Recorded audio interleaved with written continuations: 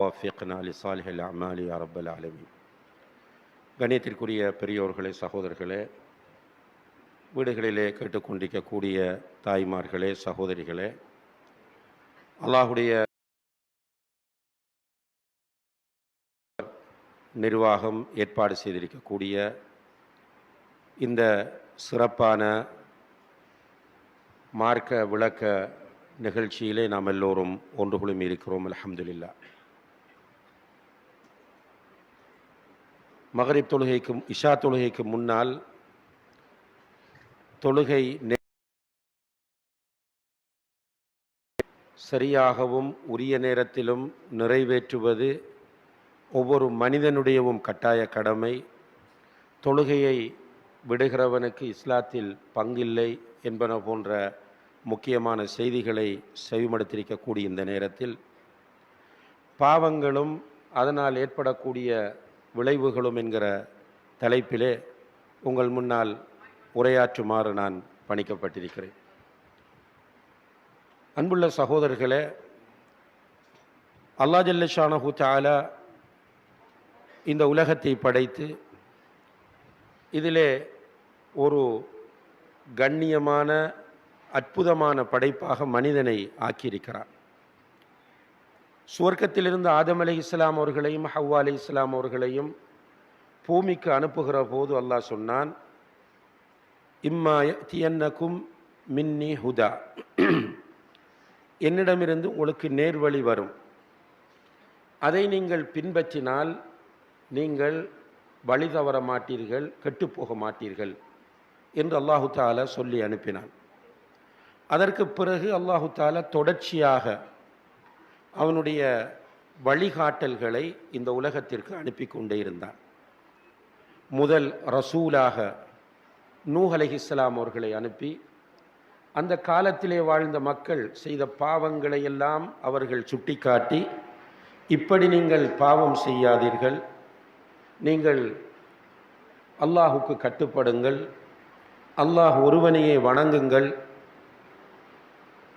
Sound ஒரே stable சொல்லுங்க, கூட்டிக்கிட்டு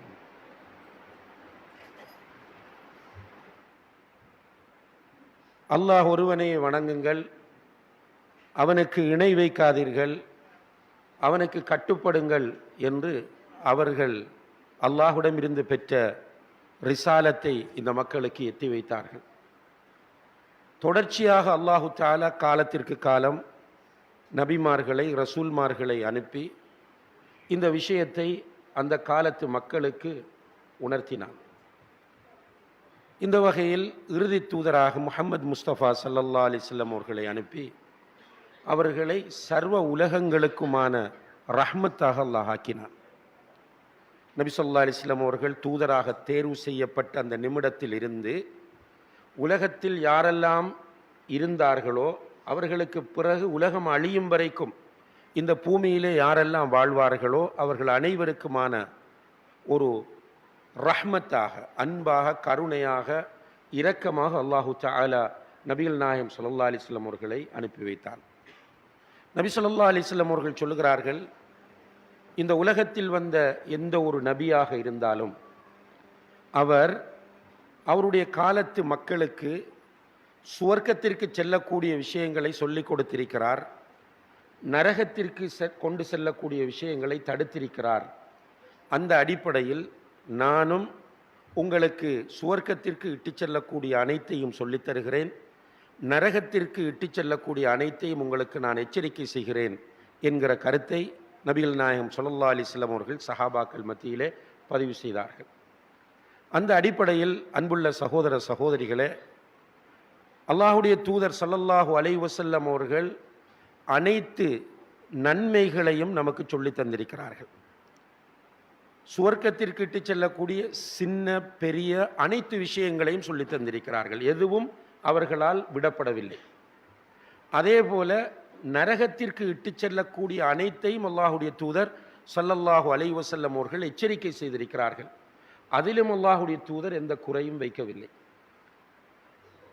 இந்த இறுதி தூதுத்துவம் என்கிற நபி ஸல்லல்லாஹு அலைஹி வஸல்லம் அவர்கள்தான் கடைசியாக வரக்கூடிய அல்லாஹுடைய தூதர் என்கிற அந்த அடிப்படையில் அவர்களை கொண்டு அல்லாஹு தஆலா இந்த மார்க்கத்தை பூரணப்படுத்தி விட்டார். அதை அரஃபா மைதானத்தில் ஹஜ்ஜத்துல் விதாவில் வைத்து அல் யௌம அக்மல்து லக்கும் தீனக்கும் வ அத்மம்து அலைக்கும் நிஅமதி வ ரதீது லக்கும் அல் இஸ்லாம தீனா என்கிற குர்ஆன் வசனத்தை இறக்கி அல்லாஹு தஆலா உறுதிப்படுத்தினான். அல் யௌம அக்மல்து லக்கும் தீனக்கும், இன்றைய தினம் உங்களுடைய மார்க்கத்தை நான் உங்களுக்கு பூரணமாக்கி விட்டேன்.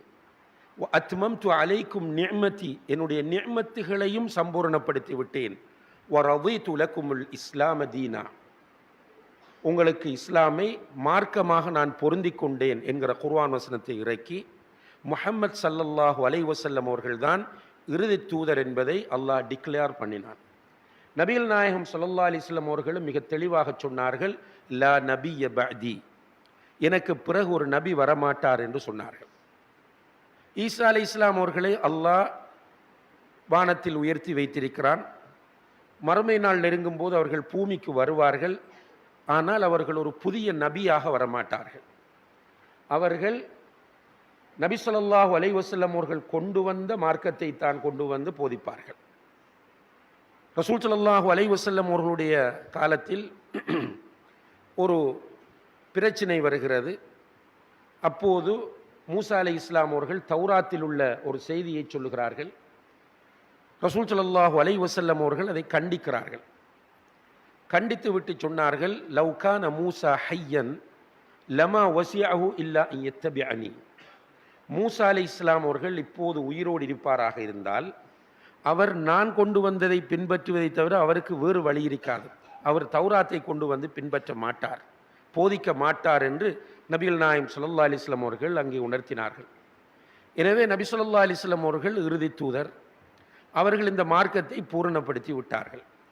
அல்லாஹ் சொல்லுகிறான், யா அய்யுஹல்லதீன ஆமனு தக்குல்லாஹ ஹக்க துகாத்திஹ் வலா தமூதுன்ன இல்லா வ அன்தும் முஸ்லிமூன், ஈமான் கொண்டவர்களே அல்லாஹுவை தக்குவா செய்ய வேண்டிய சரியான முறையில் தக்குவா செய்து கொள்ளுங்கள். தக்குவா என்றால் அல்லாஹ் ஏவியவற்றை எடுத்து நடப்பது, அல்லாஹ் விலக்கியவற்றை தவிர்ந்து கொள்வது, இதுதான் தக்குவா. அல்லாஹுவை தக்குவா செய்ய வேண்டிய சரியான முறையில் தக்குவா செய்து கொள்ளுங்கள். வலா தமூதுன்ன இல்லா வ அன்தும் முஸ்லிமூன், நீங்கள் முஸ்லிம்களாக அன்றி மரணிக்கவே வேண்டாம். நீங்கள் மரணிக்கிற போது வேறு கொள்கைகளை, வேறு மதங்களை, வேறு சித்தாந்தங்களை பின்பற்றி அல்லது பாவங்கள் செய்து நீங்கள் மரணிக்க வேண்டாம். நீங்கள் முஸ்லிம்களாகவே மரணியுங்கள் என்று குர்ஆனிலே சொல்கிறான். அதே போல யா அய்யுஹல்லதீன ஆமனு உதுகுலு ஃபிஸ் சில்மி காஃபா, ஈமான் கொண்டவர்களே இஸ்லாத்தில் பூரணமாக நீங்கள் நுழைந்து விடுங்கள் என்று சொல்கிறார். அப்போ இந்த இஸ்லாம் ஒரு வாழ்க்கை நெறியாகும். இந்த இஸ்லாம் என்பது வெறுமனே மிம்பரில் பேசப்படுகிற ஒன்றோ அல்லது புத்தகங்களிலே எழுதி வைத்து படிக்கிற ஒன்றோ அல்ல. மிம்பரில் பேசப்படுவதையும் குர்ஆனில் சுன்னாவில் இருப்பதையும் அதற்கு விளக்கமாக வந்த உரைகளையும் புத்தகங்களையும் எடுத்து நடப்பதுதான் இஸ்லாம் என்பதை நாம் புரிந்து கொள்ள வேண்டும். அதனால் தான் ஒரு அறிஞர் கவலையோடு சொல்லுகிறார், அல் இஸ்லாமு ஃபில் குத்துப் வல் முஸ்லிமூன ஃபில் குபூர், இஸ்லாத்தை நீங்கள் எடுத்து பார்த்தால் இன்று அது புத்தகங்களில் தான் இருக்கிறது. இஸ்லாத்தை பின்பற்றிய முஸ்லிம்களை நீங்கள் தேடினால் அவர்கள் கபர்களுக்குள் இருக்கிறார்கள் என்று சொல்கிறார். அதாவது இஸ்லாத்தை மிம்பரில் கேட்க முடிகிறது, பயானில் கேட்க முடிகிறது, புத்தகத்தில் படிக்க முடிகிறது. ஆனால் மக்களுடைய வாழ்க்கையில் போய் பார்த்தால் அந்த இஸ்லாத்தை காணவில்லை. இஸ்லாம் பேசுகிறவர்களும் சரி, இஸ்லாத்திற்கு முக்கியத்துவம் தருகிறவர்களும் சரி, நான் ஒரு முஸ்லிம் என்று சொல்லிக்கொண்டு இஸ்லாத்தோடு தொடர்பில்லாமல் இருக்கிறவர்களும் சரி, நீங்கள் பார்த்தால் ஒரு பூரணமான முஸ்லிமாக என்னுடைய வாழ்க்கை முறையை அமைக்க வேண்டும் என்கிற சிந்தனை இல்லை. சில நேரம் தொழுகிறவர்களை நாம் பார்க்கிறோம், அவர்கள் தொழுகையில் கவனம் செலுத்துகிறார்கள். தொழுகையினால் ஏற்படுத்தப்பட வேண்டிய மாற்றங்கள் என்று இஸ்லாம் சொல்வது அவர்களிடம் இல்லை. நல்ல தொழுகையாளிகள் முன்சஃபிலே தொழுகிறார்கள், வட்டியோடு தொடர்பாக இருக்கிறார்கள், விபச்சாரத்தில் ஈடுபடுகிறார்கள், மனைவியை கொடுமைப்படுத்துகிறார்கள், இரத்த உறவுகளை துண்டிக்கிறார்கள், அண்டை வீட்டாருக்கு தொல்லை கொடுக்கிறார்கள், அடுத்தவனுக்கு அநியாயம் இழைக்கிறார்கள், கொடுக்கல் வாங்கலிலே மோசடி செய்கிறார்கள். ஆனால் அவர் நினைக்கிறார் நான் ஒரு தொழுகையாளி என்று. சாதாரணமாக ரசூல் ஸல்லல்லாஹு அலைஹி வஸல்லம் அவர்கள் சொல்லுகிறார்கள், திருடர்களில் மிக மோசமான திருடன் யார் என்றால் தொழுகையில் திருடுபவன் என்றார்கள். சஹாபாக்கள் கேட்கிறார்கள், அப்படி ஒரு திருட்டு இருக்கிறதா யா ரசூலல்லாஹ், தொழுகையில் போய் களவெடுக்க திருட முடியுமா என்று கேட்டபோது அல்லாஹ்வுடைய தூதர் சொன்னார்கள், ருக்குஐ சுஜூதை பூரணமாக செய்யாமல் விடுவதுதான் தொழுகையில் உள்ள திருட்டு என்று சொன்னார்கள். இப்போ இந்த ஹதீஸ் பல விஷயங்களை நமக்கு சொல்லுகிறது. அதிலே முக்கியமான ஒன்று என்னவென்றால், தொழுகை என்பது வெறுமனே வேக வேகமாக சில காரியங்களை செய்துவிட்டு போவதல்ல. மாறாக அந்த தொழுகை என்னை ஒரு முஸ்லிமாக மாற்ற வேண்டும். நான் தொழுதால் என்னிடத்தில் பண்பாடு வர வேண்டும். நான் தொழுதால் என்னுடைய வாய் அடங்க வேண்டும். தூஷணம் வாயில் வரக்கூடாது. மற்றவர்களை பற்றி அவதூறுகளும் பொய்களும் புரட்டுகளும் என்னுடைய வாயில் வரக்கூடாது. நான் சஃபிலே நிற்கிற போது காலோடு கால் சேர வேண்டும், தோளோடு தோள் சேர வேண்டும் என்பதற்கு நான் முக்கியத்துவம் கொடுக்கிறேன் என்றால், அதே சகோதரத்துவம் என்னுடைய உள்ளத்தோடு வர வேண்டும். ரசூல் ஸல்லல்லாஹு அலைஹி வஸல்லம் அவர்கள் அதை பற்றி சொல்லும் போது, நீங்கள் சஃபிலே நேராக நெருக்கமாக நில்லுங்கள், சஃப்புகளிலே நீங்கள் இடைவெளி விடாதீர்கள், சஃப்புகளிலே இடைவெளி விட்டால் உள்ளங்களுக்கு இடையில் இடைவெளி வரும் என்று சொன்னார்கள். இன்று கால்களை நெருக்குகிறோம், மிரிக்கிறோம், தொழுவிக்கிற இமாமை ஏசுகிறோம், நீங்கள் சஃப்பை பார்ப்பதில்லை என்று சொல்கிறோம். காசை கொடுத்து பள்ளிவாசலிலே சஃப்பை நெருக்கமாக வைப்பது பற்றி ஹதீஸை எழுதி போட சொல்லுகிறோம். ஆனால் நம்முடைய உள்ளம் நம்முடைய இரத்த உறவுகளுடனேயே சேர முடியாத அளவுக்கு இறுக்கமாக இருக்கிறது என்றால், இந்த காலோடு கால் சேர்வதிலும் தோளோடு தோள் சேர்வதிலும் என்ன அர்த்தம் இருக்கிறது என்பதை நம்ம சிந்திக்க கடமைப்பட்டிருக்கிறோம். இப்படி ஒவ்வொன்றாக சொல்லிக்கொண்டே போகலாம். அந்த வகையிலே தான் அன்புள்ள சகோதரர்களே, இந்த பாவங்கள் என்பதை பொறுத்தவரையில் எல்லோருமே இன்று கவலைப்படுகிறோம். பாவம் நடக்கிறது, எங்கு பார்த்தாலும் பாவம், எங்கு பார்த்தாலும் அநியாயம், எங்கு பார்த்தாலும் என்று எல்லோரும் கவலைப்படுகிறோம். ஆனால் மற்றவர்களிடத்தில் பாவங்களை பற்றி கவலைப்படுகிறோமே தவிர நம்மிடத்தில் பாவங்களை பற்றி நாம் கவலைப்படுவதில்லை. நமக்கு முன்னால் ஒருவர் ஒரு பாவம் செய்கிறார். உதாரணமாக ஒருவர் பிஸ்னஸ் செய்கிறார். அவர் சாதாரணமாக வங்கியிலே ஓடி எடுப்பார், வாகனம் வாங்குவார் வட்டிக்கு. அதே நேரத்தில் ஊரிலே ஒரு திருமணம் நடக்கும். அந்த திருமணத்திலே ஏதாவது சீதனம் வரதட்சணை பற்றி பேசப்படும்.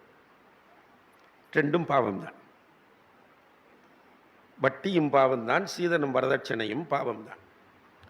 ஆனால் இங்கே ஆச்சரியம் என்னவென்று கேட்டால், இந்த வட்டியோடு மிக நெருக்கமான உறவை பேணிக் கொண்டிருக்கிற இவர் அந்த சீதனம் வரதட்சணை என்கிற பாவத்தை பார்த்து கொந்தளித்து எழுந்து போவார், கோபப்படுவார், ஆவேசப்படுவார், ஃபேஸ்புக்கில் எழுதுவார், நோட்டீஸ் அடிப்பார், கடுமையாக திட்டுவார், சாபமிடுவார்.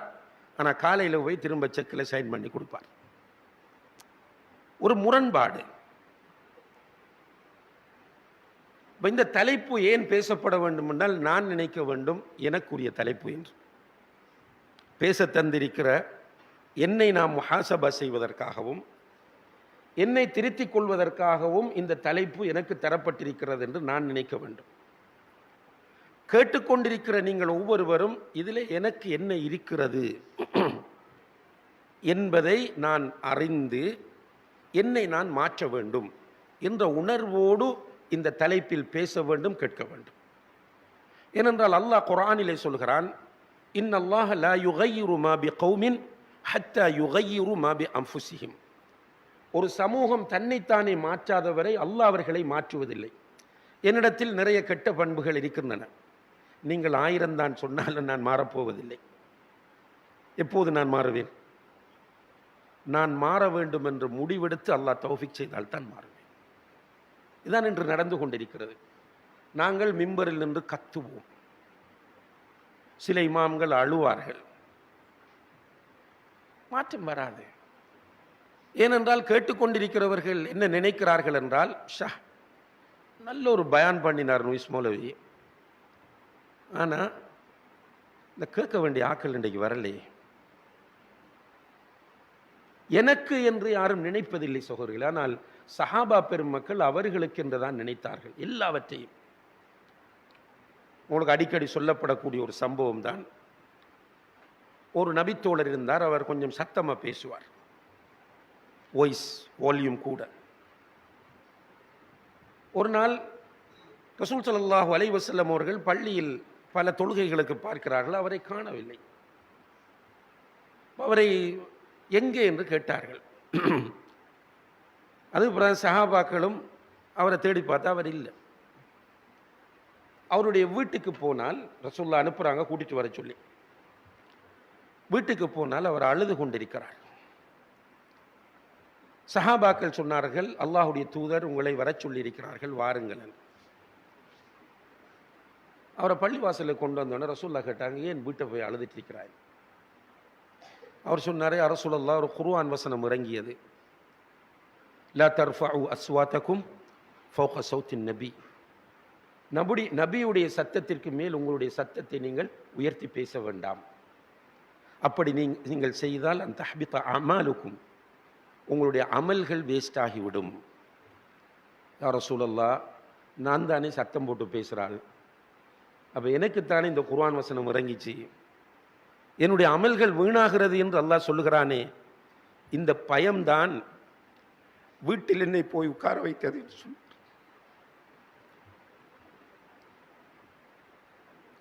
ரசூல் ஸல்லல்லாஹு அலைஹி வஸல்லம் அவர்கள் அவருக்கு ஆறுதல் சொன்னார்கள், உனக்கல்ல இது என்று. அவர்கள் அவர்களுக்கென்று நினைத்தார்கள். அதனால் தான் அல்லாஹுக்கு விசுவாசமாக அவர்கள் வாழ்ந்தார்கள். நான் உங்களுக்கே பேசுவேன், என்னை மறந்து விடுவேன். நீங்களும் கேட்டுக்கொண்டிருப்பீர்கள், மற்றவர்களுக்கு என்று நினைப்பீர்கள். உங்களுடைய வாழ்க்கையில் பிராக்டிஸ் பண்ண வேண்டும்.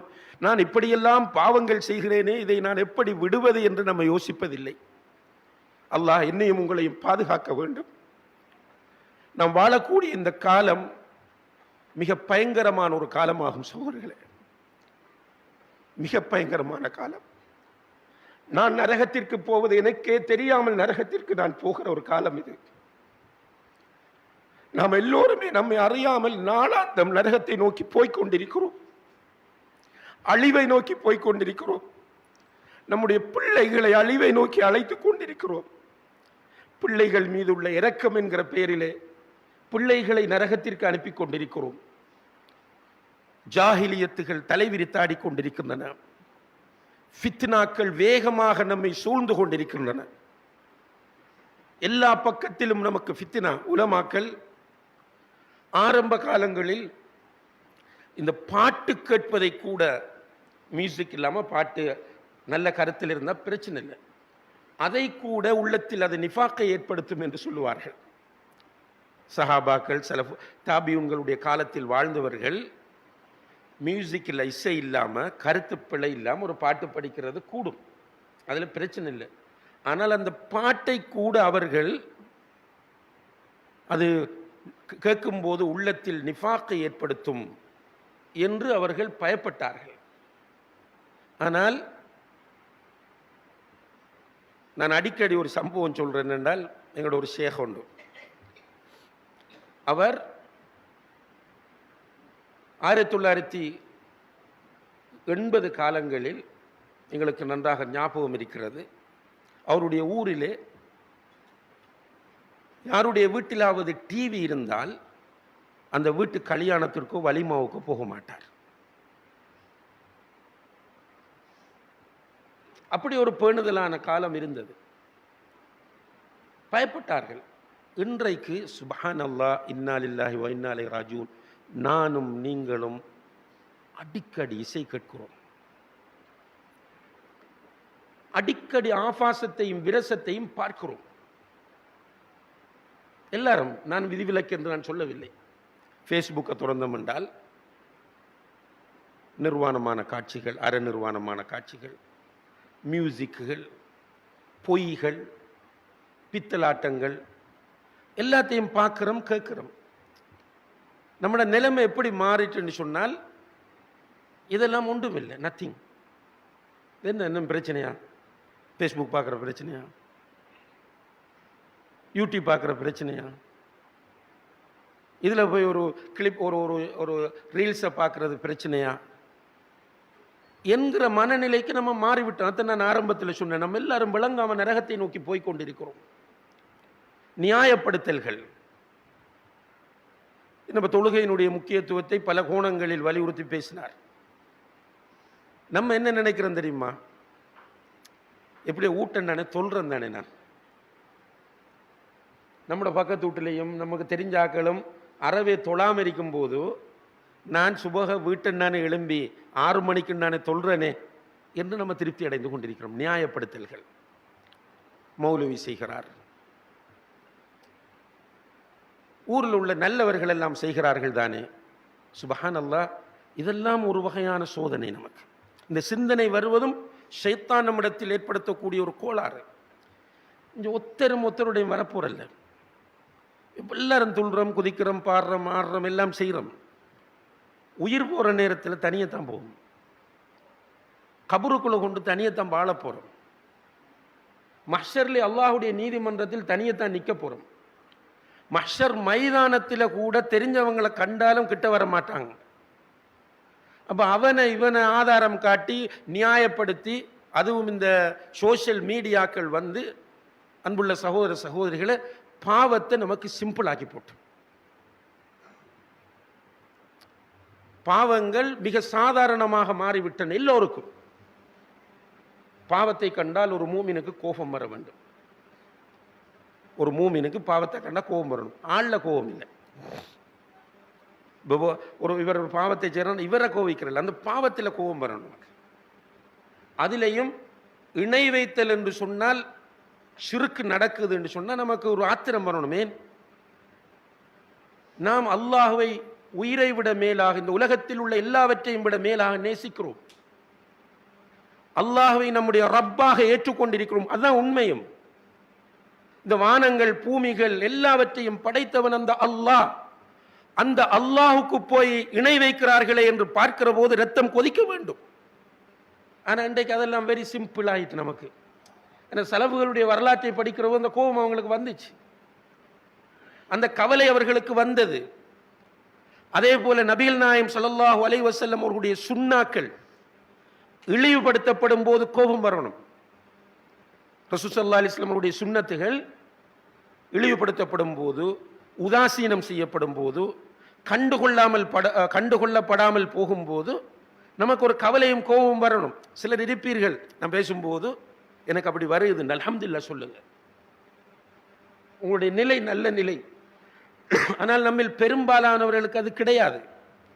நமக்கு எப்போ கோபம் வருது என்று கேட்டால், ஒரு விளைவை பார்க்கிற போது மட்டும் கோபம் வருகிறது. இப்போ மகன் போதையில் போய் விழுந்துட்டான் என்று சொல்லும் போது கோபம் வருகிறது.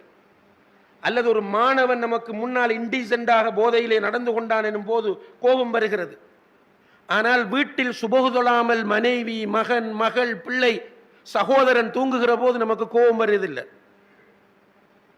பாவங்கள் எல்லாம் நமக்கு சர்வ சாதாரணமாகிவிட்டது. இப்போ தொழுகையை பற்றி நம்ம திரும்ப திரும்ப சொல்றோம். என்ன காரணம் என்று கேட்டால், ஒருவன் இஸ்லாத்துக்கு வந்தால் அடுத்தது தொழுகை தான். ஒருவன் இஸ்லாத்தை ஏற்றுக்கொண்டால் அடுத்தது தொழுகை தான். ஒருவன் நல்லா தொழுவான் என்றால் அவனுடைய நல்ல சேஞ்சஸ் வர வாய்ப்பு நிறைய இருக்கிறது இன்ஷா அல்லாஹ். தொழுகை ஒருவன் பேணும் போது நல்ல மாற்றங்கள் வர வாய்ப்பு இருக்கிறது. பள்ளிக்கு போவான், வெள்ளிக்கிழமை நேரத்தோட போவான், ஹுத்துபா கேட்கும், இடையில பயான்கள் கேட்பான். தொழக்கூடியவனுக்கு தான் இது சாத்தியம். இப்போ இஸ்லாம் தொழுகையை வலியுறுத்தி இருக்கிறது. ஆனால் இந்த தொழுகையை விடுபவனுடைய நிலை என்ன என்று கேட்டால், வேண்டும் என்று தொழுகையை விட்டால் அவன் காஃபிர். மனமுரண்டாக வேண்டும் என்று தொழுகையை விட்டால் காஃபிர். பொடுபோக்காக தொழணும் என்று சொல்லிட்டு தொழுகை விடுறானே, இவனுடைய நிலை என்ன என்பதிலே கருத்து வேறுபாடு இருக்கிறது. என்ன கருத்து வேறுபாடு? இவன் பாவி என்பதிலும் நரகம் போவான் என்பதிலும் கருத்து வேறுபாடு இல்லை. இவன் முஸ்லிமா இல்லையா என்பதில் கருத்து வேறுபாடு. இன்றைக்கு நம்முடைய குடும்பத்தில் இருக்கிற பெரும்பாலானவர்களுடைய நிலை என்ன? தொலை சொல்றோம், தொழுவோம். நம்முடைய நண்பர்களில் நிறைய பேர் நிலை, தொலை சொல்றோம், தொலைத்தான் வேணும், ஆனால் தொழுவதில்லை. இது பொடுபோக்கு. இந்த பொடுபோக்கான நிலையில் தொழுகையை விடுபவன் காஃபிரா இல்லையா? இதில் கருத்து வேறுபாடு இருக்கிறது. சில இமாம்கள், சில அறிஞர்கள் சொல்கிறார்கள் அவன் காஃபிர் தான்.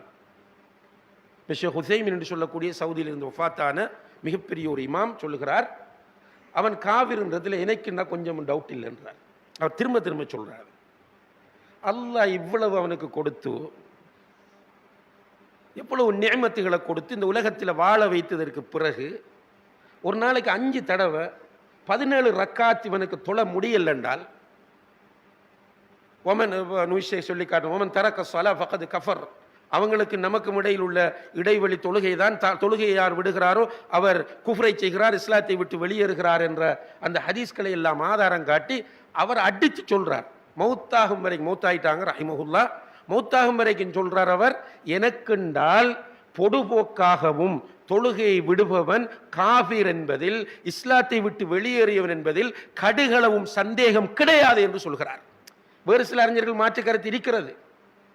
ஆனால் நம்மளோட மனச்சாட்சி அடிப்படையில் பார்த்தாலும் இந்த ஃபேஸ்புக் நம்ம காசு கொடுத்து வாங்குறது, இதுக்கு முன்னால பல மணி நேரங்களை செலவழிக்கிறவர்கள், ஒரு ஆபத்தில் கைவிட்டு ஓடக்கூடிய நண்பர்கள், இந்த நண்பர்களுக்காக வேண்டி பல மணி நேரங்களை செலவு செய்கிறவர்கள், ஒரு தேநீர் கடையிலே போய் உட்கார்ந்து ஒரு டீ குடிக்கிறதுக்கு 10 நிமிஷம் எடுக்கும் கூடினது, ஆனால் பல மணி நேரங்களில் அந்த தேநீர் கடையில் உட்காரக்கூடியவர்கள், ஒரு கிழங்கு போற ஒரு டேஸ்ட் கடையில் போய் உட்கார்ந்து நேரத்தை வேஸ்ட் ஆக்கக்கூடியவர்கள், அரசியல் புறம், அரசியல் அவதூறு, அரசியல் பொய்களை பேசுவதற்காக பல மணி நேரங்களை செலவு செய்யக்கூடியவர்கள், இவர்களுக்கு நல்ல பார்வையை கொடுத்த, அழகான கேட்கிற புலன்களை கொடுத்த, சுத்தமான இரத்தத்தை கொடுத்த, ஆரோக்கியமான கிட்னிகள் 2 கொடுத்த, சுத்தமான ஆரோக்கியமான ஈரலை கொடுத்த, நல்ல மூளையை கொடுத்த, கையிலும் காலையிலும் பலத்தை கொடுத்த, ஒரு தொழிலை கொடுத்த, ஒரு நல்ல மனைவியை கொடுத்த, ஒரு நல்ல பிள்ளைகளை கொடுத்த, வேளா வேளைக்கு சோறு தரக்கூடிய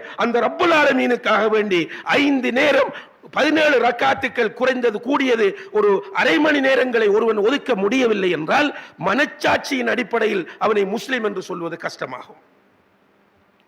அப்படிப்பட்ட ஒரு பாவம் இன்றைக்கு நமக்கெல்லாம் சாதாரணமான விஷயமா இல்லையா? ஒரு மாப்பிள்ளை பார்க்கிறோம், பிள்ளைக்கு தங்கச்சிக்கு எல்லாம் விசாரிச்சுட்டு வாரோம். அவர் கடையில் நிற்காராம், கடையில் ஒரு சேல்ஸ்மேனாக நிற்காராம். தம்பி சொல்லுவான், மகன் சொல்லுவான், இல்லை இல்லை அந்த மாப்பிள்ளை வேணா. உம்மா சொல்லுவான், நம்மட புள்ள படிச்சிருக்கு, அதுக்கு போய் கடையில் நிற்க வருவானான்னு கேட்டு வேணான்றுவான் கல்யாணம். நிலைமை பாருங்க. மாப்பிள்ளை பார்க்குறாங்க, கவர்மெண்ட் ஜாப், மாஷா அல்லாஹ்.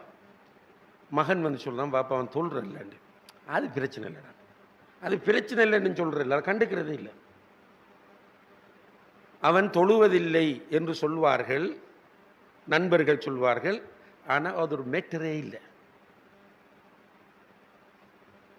விபச்சாரம் செய்கிறான் என்பதை விட டேஞ்சரானது தொழுவதில்லை என்பது. போதை வஸ்துக்களுக்கு அடிமையாயிருக்கிறான் என்பதை விட டேஞ்சரானது தொழுவதில்லை என்பது. வட்டி தொழில் செய்கிறான் என்பது டேஞ்சரானது, தொழுகையை விடுவது என்பது வட்டி தொழிலை விட டேஞ்சரானது. எல்லா பாவங்களையும் விட டேஞ்சரானது தொழுகையை விடுகிறான் என்பது. ஆனால் நமக்கு அது ஒரு கணக்கே இல்லை, கணக்கு இல்லை தான். இப்போ கணக்கு இல்லை தான். இப்போ நம்ம ஊட்ட போனால் மாப்பிள்ளை ஒன்று பேசுகிற நிலை வந்தால் தொழுகையை முதல் பார்க்க மாட்டோம். அது இப்போ பேசுறதுக்கு சரி மகன், அது நம்மளோட பிள்ளை கல்யாணம் அப்படின்னு ஊரில் ஒருத்தரும் கல்யாணம் முடிக்க மாட்டாங்களே. இப்படி சொல்லி சொல்லியே ஓப்பன் பண்ணிட்டோம் பாவத்தை.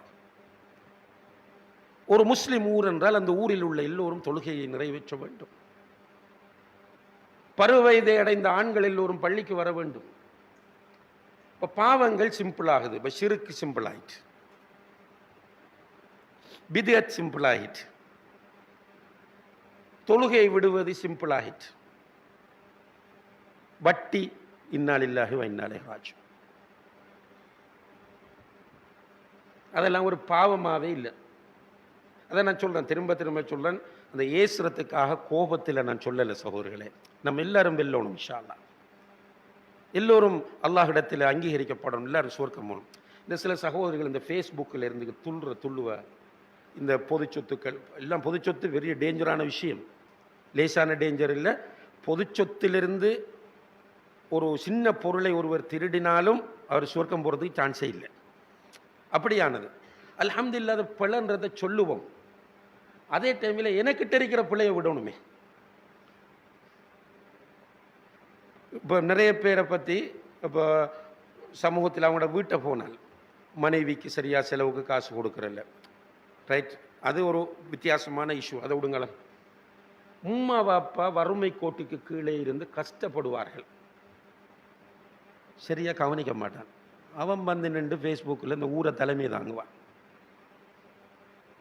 அது மருதுமனைக்கு மட்டும் நான் சொல்லலை, எல்லா இடத்திலையும் தான். ரசூலுல்லாஹி அலைஹி வஸல்லம் அவர்கள் சொல்லுகிறார்கள், ரிதல்லாஹி ஃபீ ரிதல் வாலிதைன் வ சஹத்துல்லாஹி ஃபீ சஹத்திஹிமா. அல்லாஹ்வுடைய திருப்தி பெற்றோருடைய திருப்தியில் இருக்கிறது, அல்லாஹ்வுடைய கோபம் பெற்றோருடைய கோபத்தில் இருக்கிறது.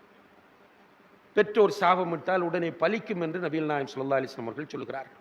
பெற்றோர் சாபமிட்டால் உடனே பலிக்குமா? சம்பவங்களும் சொல்லி காட்டுகிறார்கள் பலிப்பதற்கு. அப்போ அது சிம்பிளாகிட்டு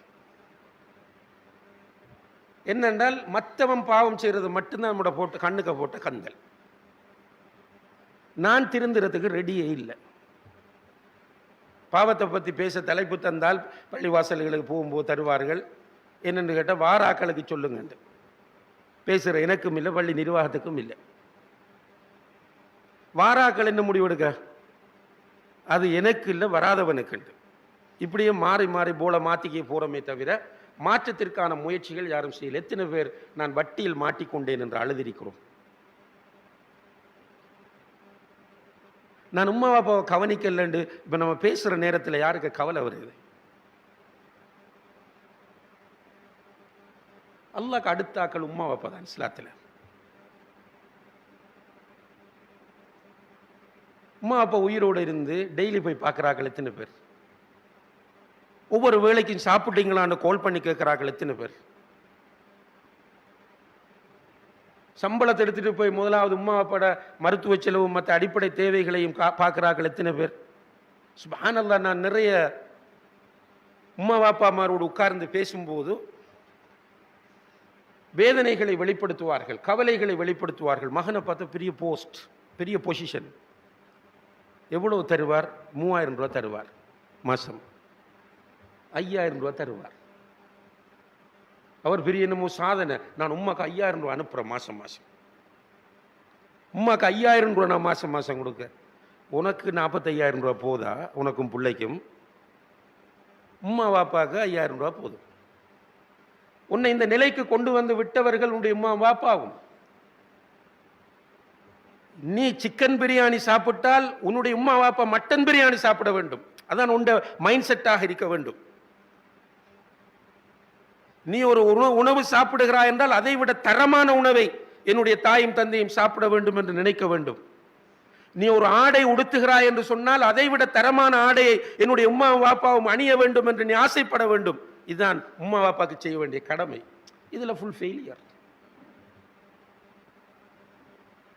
எல்லாம் நம்மளோட பர்சனல் லைஃப் எடுத்துட்டா எல்லாம் ஃபெயிலியர்.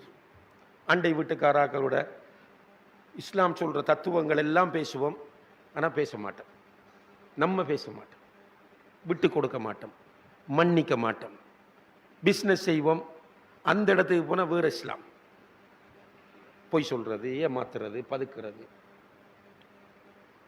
அன்புள்ள சகோதர சகோதரிகளே, ரசூல் ஸல்லல்லாஹு அலைஹி வஸல்லம் அவர்கள் சொன்னார்கள், இன்னல் அப்த இதா அத்னப தம்பன் நுக்கித ஃபீ கல்பிஹி நுக்தத்துன் சௌதா.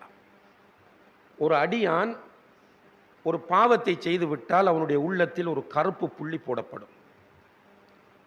அவன் நான் பாவம் செய்து விட்டேனே என்று உணர்ந்து கை செய்தப்பட்டு அல்லாஹ்விடத்தில் போய் உடைந்து விழுந்து தௌபா செய்து மன்னிப்பு கேட்டால் அல்லாஹ் உள்ளத்தை பரிசுத்தப்படுத்தி விடுவான். இல்லாமல் அந்த பாவத்தை செய்த நிலையில் திரும்பவும் ஒரு பாவம், திரும்பவும் பாவம், திரும்பவும் பாவம் என்று அவன் பாவங்களையே தொடர்ந்து செய்து கொண்டிருப்பானாக இருந்தால் அவனுடைய உள்ளம் முழுக்க கருப்பு புள்ளி போடப்பட்டு விடும்.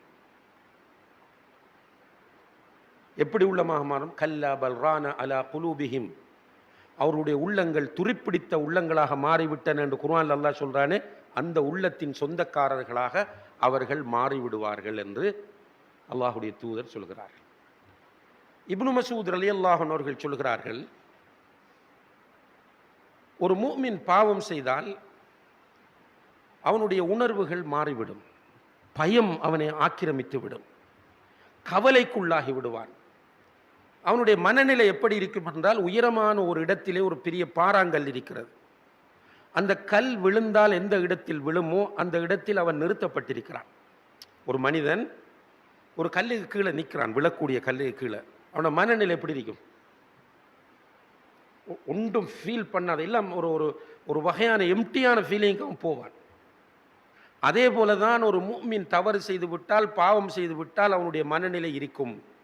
ஆனால் ஒரு முனாஃபிக் பாவம் செய்வது என்பது அவனுடைய மூக்கில் ஈ வந்து உட்காருவதை போல என்று சொன்னார். மூக்கில் ஈ வந்து உட்கார்ந்தா, கொசு வந்து உட்கார்ந்தா என்ன செய்வோம்? சும்மா இப்போ உட்கார்ந்தா இப்படி எடுத்து அடிப்பேனா? இதை கூட செய்ய மாட்டேன். நான் பேசிக்கொண்டிருக்கும் போது இன்னைக்கு டிஸ்டர்பாக தான் இருக்கும், இருந்தாலும் அப்படி தட்டிட்டு பேசிட்டு இருப்பேன். அதுக்கு இம்பார்ட்டன்ஸ் நீங்களும் தர மாட்டீங்க. மௌலவியில மூக்கில் ஈ மூக்கி இது கொஞ்சம் நிப்பாட்டுங்க, பயான ஈயை கொண்டுட்டு வருவோம்ன்றெல்லாம் செய்ய மாட்டீங்க. ஈ உட்கார்ந்தா தட்டிட்டு போகிறேன். இதுதான் மனிதனுடைய இயல்பு. இப்போ இப்னு மசூத் ரலியல்லாஹு அன்ஹு அவர்கள் இங்கே என்ன சொல்கிறார்கள் என்றால், ஒரு முனாஃபிக் பாவத்துக்குரிய பெருமானங்கள் எதுவும் கொடுப்பதில்லை, பாவத்தை சிம்பிளாக எடுப்பது. அங்கு அல்லாஹ்வுடைய தூதர் என்ன சொல்கிறார்கள்? யாருடைய உள்ளம் துருப்பிடித்து போகிறதோ அவனுக்கு பாவமே புரியாது. இப்போதான் முஹாசபா தேவை. நான் யார்? என்னுடைய மனநிலை பாவ விஷயத்தில் எப்படி இருக்கிறது? நான் செய்கிற பாவம் என்னுடைய தூக்கத்தை கெடுக்கிறதா? நான் பாவம் செய்துவிட்டு எப்போதாவது சுஜூதில் கிடந்து அழுதிருக்கிறேனா? நான் மனிதர்களுடைய உரிமை விஷயத்தில் செய்த பாவங்களை நினைத்து நினைத்து அவர்களிடத்தில் நான் மன்னிப்பு கேட்பதற்குரிய வழிகளை தேடி இருக்கிறேனா? ஒன்றும் இல்லைண்டா அவுட் சகோதரர்களே. அல்லாஹ் பாதுகாக்க வேண்டும். அல்லாஹ்க்கும் நமக்கும் இடையில் உள்ள பாவங்கள் அல்லாஹ் இரக்கமுள்ளவன், மன்னிப்பான். ஆனால் அல்லாஹ் இரக்கமுள்ளவன் என்று நினைச்சிக்கு இப்லீஸ் ஸ்டைலில் பாவம் செஞ்சா மன்னிக்க மாட்டான்.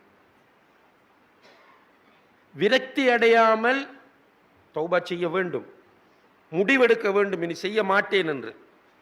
அதை தாண்டியும் பாவம் வந்தால் அல்லாஹ் மன்னிப்பான். ஆனால் அடியார்களுடைய விஷயத்தில் இவருக்கு நான் ஏசி போட்டேன்டா, அவர் அநியாயம் ஆயிட்டேன்டா, அவர் மன்னிக்காமல் அல்லாஹ் என்ன மன்னிக்க மாட்டான். இவர காசை எடுத்துட்டேன்னு சொல்லுங்க, ஏதோ ஒரு முறையில் ஒரு பொருள் வாங்க போய் எடுத்துட்டேன், அல்லது அவருக்கு தெரியாமல் எடுத்துட்டேன், அல்லது அவருடைய என்னுடைய உறவுக்காரராக இருந்து ஒரு சொத்து பங்கீட்டில் அநியாயமாக அவருக்குரிய ஹக்கை நான் எடுத்து விட்டேன். எனக்கு மனச்சாட்சிக்குத்தானே, என் மனச்சாட்சிக்கு தெரியும் நான் செய்தது அநியாயம் என்று. அந்த மனச்சாட்சியம் கண்டுகொள்ளாமல் இப்லீசியத்தை நான் உள்வாங்கி கொண்டு நான் அவர்கிட்ட போக மாட்டேன் என்று என்னுடைய சைடை நியாயப்படுத்தி கொண்டு தான் நான் அவுட். நம்ம தொழலாம், அந்த ஆள் வந்து நிற்பார் மறுமையில். எவ்வளவுதான் தொழுதாலும் ஒரு ஃபாயிதாவும் இல்லை. ஏன் ஃபாயிதா இல்லை தெரியுமா? இவருடைய சொத்தை நான் எடுத்திருக்கிறேன். அது ஒரு சான் நிலமாக இருக்கலாம், அல்லது ஒரு பேக் சீமந்தியாக இருக்கலாம், அல்லது ஒரு 2000 ரூபாய் காசாக இருக்கலாம். அவர் ஹலால் சொல்லல. நான் மௌத்தா பேத்தன், அவர்கிட்ட மன்னிப்பு கேட்கவும் இல்லை, அவரும் மன்னிக்கவும் இல்லை, ஹலால் சொல்லவும் இல்லை. அல்லாஹ் நீதியானவன். எந்த அளவுக்கு நீதியானவன் என்றால், இந்த உலகத்தில் கொம்புள்ள ஒரு ஆடு கொம்பில்லாத ஆட்டுக்கு குத்தினால் ரெண்டும் பகுத்தறிவற்றவை, அவைக்கு கேள்வி கணக்கு கிடையாது. இது அல்லாஹ்வுடைய சுன்னத். இருந்தாலும் கொம்புள்ள ஆட்டுக்கு பழி தீர்த்து நியாயம் வழங்குவதற்காக வேண்டி மறுமையில் அந்த 2 ஆட்டையும் எழுப்புவான். கொம்புள்ள ஆட்டையும் கொம்பில்லாத ஆட்டையும் எழுப்பி, கொம்பில்லாமல் குத்தப்பட்ட ஆட்டுக்கு கொம்பை கொடுத்து குத்தி ஆட்டுக்கு குத்த வைப்பான் என்று நபிகள் நாயகம் ஸல்லல்லாஹு அலைஹி வஸல்லம் அவர்கள் சொல்கிறார்கள். என்றால் அல்லாஹ்வுடைய நீதி விஷயத்தில் நீங்கள் சந்தேகப்பட வேண்டாம். நமக்கு யாராவது அநியாயம் இழைச்சா கவலைப்படாதீங்க, அல்லாஹ் அந்த நீதியை பெற்று வல்லாஹி தருவான். அதே நேரத்தில் அல்லாஹ்வுடைய தூதர் சஹாபாக்களிடத்தில் கேட்டார்கள், அத்ததுரூன மனில் முஃப்லிஸ், திவாலானவன், வங்குரோத்தானவன் யார் என்று உங்களுக்கு தெரியுமா என்று கேட்டார்கள். சஹாபாக்கள் சொன்னார்கள், என்ன யா ரசூலுல்லாஹ், பேங்க்ரப்ட்னு சொன்னா ஒரு இன்வெஸ்ட் பண்றது லொஸ்ட் ஆகிறவன் தான் பேங்க்ரப்ட் ஆனவன். வங்குரோத் ஆகிறவன் என்றா முதலீடு செய்வான், கடைசியில் தீனாரும் இல்லை திர்ஹமும் இல்லைன்னு போனா அவன் தான் வங்குரோத் ஆனவன் என்று நாங்கள் சொல்லுவோம். ரசூலுல்லாஹ் சொன்னாங்க, அது காசு பணம் தானே, திரும்பவும் எடுத்துக்கலாம். ஆனால் உண்மையிலேயே பேங்க்ரப்ட் ஆனவன் யார் தெரியுமா? உலகத்தில் இருக்கும்போது தொழுகையாளி, நோன்பாளி, ஜக்காத்து கொடுப்பவன், திக்ரு செய்பவன், முன்சஃபில் தொல்றவன், குர்ஆன் ஓதுகிறவன், பயான் பண்றவன். ஆனால் வகது வரபஹாதா, ஒருவனுக்கு அடித்திருப்பான். வசஃபக தமஹாதா, இவனுடைய இரத்தத்தை ஓட்டியிருப்பான். வஅக்கல மாலஹாதா, இவனுடைய சொத்தை அநியாயமாக சாப்பிட்டிருப்பான். வஷத்தமஹாதா, இவனுக்கு அநியாயமாக ஏசியிருப்பான். என்ன செய்வான் தெரியுமா அல்லாஹ் மறுமையில்? ரசூலுல்லாஹி சொன்னாங்க, சஹீஹ் முஸ்லிமில் வருது, 2 பேரையும் எழுப்பி அவனுடைய நீதிமன்றத்தில் எடுத்து இந்த தொழுக, நோன்பு, ஜக்காத், ஹஜ்ஜோட ஒருவனுக்கு அடித்தானே, இவன்கிட்ட அடி வாங்கினவனை கூப்பிடுவான். இந்த ஆளுடைய தொழுகை, நோன்பு, ஜக்காத், ஹஜ்ஜு, குர்ஆன், தாவா எல்லாத்தையும் தூக்கி அந்த ஆளுக்கு கொடுப்பான். அடி வாங்கினவனுக்கு அநியாயமாக சொத்தை இழந்தவனுக்கு கொடுப்பான். அநியாயமாக ரத்தம் ஓட்டப்பட்டவனுக்கு கொடுப்பான். நீ சுவர்க்கம் போன்னு சொல்லுவான். பார்த்தா அவர் சுவர்க்கம் போகல. ஏன்? அவர் செஞ்ச பாவம் ஒரு தொகை இருக்கு. இவர நன்மை எல்லாம் எடுத்து கொடுத்தாச்சு. இந்த ஹாஜியார நன்மைகள் அவ்வளவையும் எடுத்து கொடுத்தாச்சு. கொடுத்து நீ சுவர்க்கத்துக்கு போன்றால் அவருக்கு சுவர்க்கம் போக இயலாம நிற்கார். என்னடான்னு பார்த்தால் அவருடைய பாவங்கள் அந்த அளவு இருக்கிறது. உடனே அல்லாஹ் என்ன செய்வான் என்றால், அவனுடைய பாவங்கள் அவ்வளவையும் எடுத்து இந்த ஹாஜியாரை கொடுத்துருவான். இப்போ இந்த ஹாஜியார நிலைமை என்ன? ஹாஜியார் நான் எக்ஸாம்பிள் சொல்கிறேன், இந்த பயானை கேட்டு போட்டு ஹாஜியார் மாற நோன்றல்ல. இந்த தொழுகையாளி ஹஜ் செய்தவர், இபாதத் செய்தவர் என்ன செய்வார் என்றால், அவர் முதலெல்லாம் இழந்துட்டார் தானே. அவரை தொழுகை இழந்தார், அவரை ஹஜ் இழந்தார், அவரை ஜக்காத் இழந்தார், அவரை நோன்பு இழந்தார், அவரை திக்ர இழந்தார், அவரை தாவா இழந்தார். எல்லாத்தையும் இழந்து வெறுங்கையோடு நிற்கிற இவருக்கு அல்லாஹ் கடைசியில் கொடுத்த பரிசு என்ன? அவனுடைய பாவங்கள் அவ்வளவையும் தூக்கி இவனை கொடுத்தாச்சு. நீ இப்போ போ நரகத்துக்கு, நீ போ சொர்க்கத்துக்கு. அல்லாஹுடைய நீதி. அப்ப நம்முடைய மனநிலைகள் மாற்றமடைய வேண்டும் சகோதர சகோதரிகளே. இப்படியே இருக்கப்படா. தொடர்ந்து ஈகோவோட இருப்போம், மௌத்தா போய்த்திருவோம். அடமண்டா இருப்போம், புடிவாதமா இருப்போம், மௌத்தா போய்த்திருவோம். இப்போ சில கிளிப்ஸுகள் இந்த ஃபேஸ்புக் இதுகளில் உள்ள சில நன்மைகளும் இருக்கிறது, அல்ஹம்துலில்லாஹ். இப்போ கிட்டத்தில் ஒரு ஒரு கிழமைக்கு முதல் பார்த்தேன், ஒரு ஹத்தீப் அரபில் ஹுத்பா ஓதுறார். ஓதக்குள்ள அவர் ரசூலுல்லாஹி அலைஹி வஸல்லம் மௌத்தை பற்றி பேசிட்டு இருக்கிறார். மரணத்தை பற்றி சக்கரத்துல் மௌத்ன்ற அந்த வார்த்தையை பயன்படுத்தி போகக்குள்ள அவர் அப்படியே சரிகிறார். முன்னுக்கு இருந்தவர் ஓடி போய் இருப்பாட்டி மூடிய மௌத்தாகிட்டார். இது மாதிரி ஒரு 6-7 கேஸ் நான் ஃபேஸ்புக்கில் பார்த்துருக்கேன். பயம் பண்ணிக்கு இருந்தவர் அப்படியே மௌத்தாகிறார். ரைட். தொழுதுக்கு இருந்தவர் சுஜூதுக்கு போய் எழும்பல்ல. நீங்களும் பார்த்துருப்பீங்க. நமக்கு நடந்துச்சு, மினன் இல்லை. நம்ம எல்லோருக்கும் தெரிந்த ஒரு சகோதரர், அல்லாஹ் அவருக்கு சுவர்க்கத்தை கொடுக்க வேண்டும், பாவங்களை மன்னிக்க வேண்டும். தொழுதுக்கு இருந்த மாதிரி மௌத்து. அப்ப நம்முடைய ஈகோ என்ன செய்யும்? ஒரு ஜாதி வரட்டு. இது ஷைத்தான் இந்த பாவங்களால் நம்மிடத்தில் ஏற்படுத்திய ஒரு மோசமான மனநிலையாகும். சஹாபாக்கள் அப்படி இருக்கல்ல. அபூபக்கர் ரலியல்லாஹு அன்ஹுவர்களும் ஹம்தலாவும் சந்திக்கிறார்கள். அபூபக்கர் சொர்க்கத்தை கொண்டு நன்மாராயம் கூறப்பட்டார். நபிகள் நாயகம் ஸல்லல்லாஹு அலைஹி வஸல்லம் அவர்களுக்கு அடுத்ததாக மிக சிறந்த முஃமின். அவர் மலக்குகளால் குளிப்பாட்டப்பட்ட ஹம்தலா ரலியல்லாஹு அன்ஹு உயிரோடு இருக்கும்போது 2 பேரும் சந்திக்கிறாங்க. ஹம்தலாவை பார்த்து அஸ்ஸலாமு அலைக்கும், எப்படி ஹம்தலான்னு கேட்டோன்னு ஹம்தலா என்ன சொன்னார்? நான் முனாஃபிகா போய்த்தேன் அபூபக்கரே என்றார். ஏன்டா அப்படி சொல்றா என்று கேட்குறாங்க. அபூபக்கரே ரசூலுல்லாஹ்வோட பயானில் போய் இருந்தா நான் என்ன மாற்றணும், அப்படி இருக்கணும், இப்படி இருக்கணும், சுவர்க்கத்தை நேரடியாக பார்க்குற மாதிரி, நரகத்தை நேரடியாக பார்க்குற மாதிரி ஃபீலிங்ஸ் எனக்கு வருது. வீட்டை வந்து பிள்ளை குட்டி குடும்பம் என்று மாறணும்னு அந்த ஃபீலிங்ஸ் குறையுது. சுப்ஹானல்லாஹ். இது ஒரு நடிப்பு தானே என்று கேட்குறார். நடிப்பு அல்ல அது, உண்மையில் இயற்கை அது. அபூபக்கர் எல்லாம் உடனே என்ன சொன்னாங்கண்டா, அப்படியெல்லாம் இல்லை ஹம்தலா, நம்ம சஹாபாக்கள் நம்ம சுவர்க்கத்தை கொண்டு நன்மாராயம் கூறப்பட்டாங்க, அப்படி பேசல. அவர் எனக்கும் அந்த நிலை வருகிறது, வா 2 பேரும் போகும். சுப்ஹானல்லாஹ். ரசூலுல்லாஹ் வஃபாத் ஆயிட்டாங்க. உமர் பின் கத்தாப் ரலியல்லாஹு அன்ஹு அவர்கள், அவரும் சுவர்க்கத்தை கொண்டு நன்மாராயம் கூறப்பட்டவர். இந்த உம்மத்தில் அபூபக்கர் ரலியல்லாஹு அன்ஹுக்கு அடுத்ததாக சிறந்தவர். சுவர்க்கத்தில் அவர் வீட்டை கூட ரசூலுல்லாஹ் பார்த்துட்டு வந்தாங்க. ரசூலுல்லாஹ் மௌத்தான உடனே ஹுதைஃபா ரலியல்லாஹு அன்ஹு ரசூலுல்லாஹ்வுடைய பர்சனல் ஃப்ரெண்டை போய் சந்திச்சு கேட்கிறார், ஹுதைஃபாவே, முனாஃபிக்களுடைய பேரெல்லாம் உங்கள்கிட்ட ரசூல்லா தந்திருக்காங்க தானே? ஓம், அந்த லிஸ்ட்டை கொஞ்சம் தாங்களேன். அவர் சொன்னார், இது அமானிதமாக தந்த ரசூல்லா, இப்படி தார உனக்கு கெஞ்சுறார். கடைசியில் கேட்டார், நான் அந்த லிஸ்ட்டை கேட்டது ஆறார் இருக்கான்னு பார்க்குறதுக்கு இல்லை, என்னுடைய பேர் அந்த லிஸ்ட்டில் இருக்கான்னு பார்க்குறதுக்கு. சுப்ஹானல்லாஹ். நம்மெல்லாம் எங்க சகோதரர்களே? அல்லாஹுடைய தூதர் சுவர்க்கத்தை கொண்டு நன்மாராயம் கூறுறாங்க. ஒட்டுமொத்த உம்மத்துமே அவர்களை ஏற்றுக்கொண்டிருக்கிறது. அல்லாஹ்வும் அவர்களுடைய விஷயத்தில் குர்ஆன் வசனத்தை இறக்குறான். இறக்கினத்துக்கு பிறகும் நான் ஒரு முனாஃபிக்காக இருப்பேனான்னு பயப்பட்டாங்கண்டா, நம்ம எல்லாம் இந்த தொழுகையை வச்சுக்கி பயான் கொஞ்சத்தை வச்சுட்டு கொஞ்சம் குர்ஆன் ஓதுறத்தை வச்சுக்கி காட்டுற கூத்து. சுப்ஹானல்லாஹ். இதுவும் ஒரு நோய் சகோதரர்களே. இப்போ பாவங்கள் நமக்கு ஒரு ஒரு ஒரு விதமான மன அழுத்தத்தை தர வேண்டும். நம்ம சரி என்ன சின்ன பாவம், ஃபேஸ்புக்கில் ஏதாவது பார்த்துட்டோமா, நெட்டில் எதையாவது பார்த்துட்டோமா, அல்லது சும்மா பள்ளியில் இஷா தொழுவிட்டு மாஷா அல்லாஹ் பெரிய ஒரு பாக்கியத்தை அல்லாஹ் நமக்கு தந்திருக்கிறான். ரசூலுல்லாஹ் சொன்னார்கள், யார் ஒருவர் இஷாவை ஜமாத்தோடு தொழுகிறாரோ அவர் இரவில் பாதி நேரம் நின்று வணங்கியவரை போல் ஆவார்.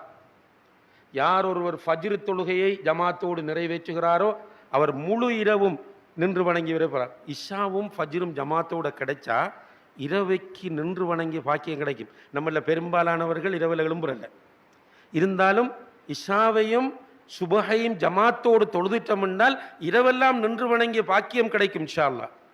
ஆனால் கவலை என்னென்றால் இஷா தொழுதுட்டு அப்படி போகக்குள்ள ஒரு ஆளை சந்திக்கிறோம், நின்று அவனை பற்றி இவனை பற்றி புறமும் அவதூறும் போய் நம்மளுக்கு உண்மையாக உண்டும் தெரியா பேசிட்டு போய் படுக்க போகக்குள்ளையாவது நான் அப்படியெல்லாம் பேசிட்டேனே இஷா தொழுதுட்டு ஜமாத்தோட, அது ஒரு பயானை கேட்டுட்டு வந்து நான் இப்படி பேசிட்டேனே, யாரெல்லாம் நீ என்னை மன்னிச்சுக்கணும், அப்படி மௌத்தானா என்னை குற்றம் பிடிச்சிடப்படாண்டு அப்படி ஒரு ஃபீலிங்கோட படுக்கக்கூடிய மனநிலை நமக்கு இருக்குமென்றால் அல்ஹம்துலில்லாஹ். ஆனால் இந்த முனாஃபிக்குகளைப் போல மூக்கில் ஈ வந்து உட்காருகிற அந்த மனநிலையிலிருந்து நாம் எல்லோரும் விடுபட வேண்டும். அல்லாஹு தஆலா அந்த நிலையிலிருந்து நம்மை பாதுகாக்க வேண்டும்.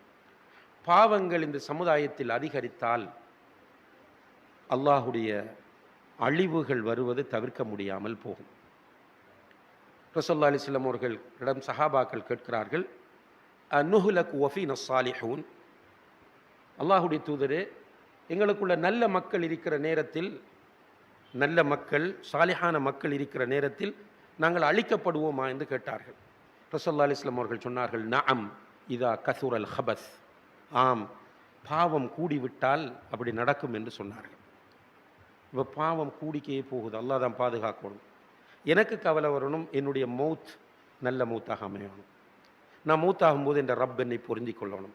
நான் மௌத்தாகும்போது என்ற பாவங்கள் எல்லாம் மன்னிக்கப்பட்ட நிலையில் நான் மௌத்தாகணும். இதுக்காக நான் சுஜூதில் அல்லாஹ்விடத்தில் மன்றாட வேண்டும். என்னுடைய ஒவ்வொரு நேரத்திலும் நான் மன்றாட வேண்டும். கொஞ்சம் கடுமையாக நான் வீக்காகி போகிறத ஃபீல் பண்ணினா என்னுடைய ஈமானை ரிஃப்ரெஷ் பண்ணுவதற்கு, புதுப்பிப்பதற்கு என்ன ரூட் இருக்கின்ற நான் யோசிக்க வேண்டும். உம்ராவுக்கு போகிறேன்டா உம்ராவுக்கு போய் வரணும், அல்லது தஹஜ்ஜத் தொழுகையில் பேணுதல் இருந்தால் கொஞ்சம் தஹஜ்ஜத்தோட கூட டச்சை ஏற்படுத்தணும். குர்ஆனோடு தொடர்பு குறையண்டா கொஞ்சம் குர்ஆனை கூடுதலாக ஓதணும். நல்ல மக்களோடு கொஞ்சம் கூடுதலாக நெருக்கத்தை ஏற்படுத்தணும். இப்படி நம்மை நாம் பாதுகாத்துக் கொள்வதற்கான முயற்சியை செய்தால் அல்லாஹுடைய உதவியை கொண்டு பாவங்களை நம்முடைய வாழ்க்கையில் குறைக்கலாம். நம்முடைய வாழ்க்கையில் பாவங்கள் குறைந்தால் அன்புள்ள சகோதரர்களை, சமூகத்தில் பாவங்கள் குறையும். சமூகத்தில் பாவங்கள் குறையும் போது பாவங்களால் ஏற்படக்கூடிய பாதிப்புகளிலிருந்து சமுதாயத்தை அல்லாஹு தாலா பாதுகாப்பான். எல்லாம் வல்ல அல்லாஹ் ஜல்ல ஷானஹு தஆலா பேசி எனக்கும் கேட்டுக்கொண்டிருந்த உங்களுக்கும் இதில் உள்ள நல்ல விஷயங்களை உள்வாங்கி நம்முடைய வாழ்க்கையில் அதை கடைப்பிடிக்க தௌஃபீக் செய்வானாக. வ ஆஹிரு தஅவானா அனில் ஹம்துலில்லாஹி ரப்பில் ஆலமீன். வஸ்ஸலாமு அலைக்கும் வரஹ்மத்துல்லாஹி வபரகாத்துஹு.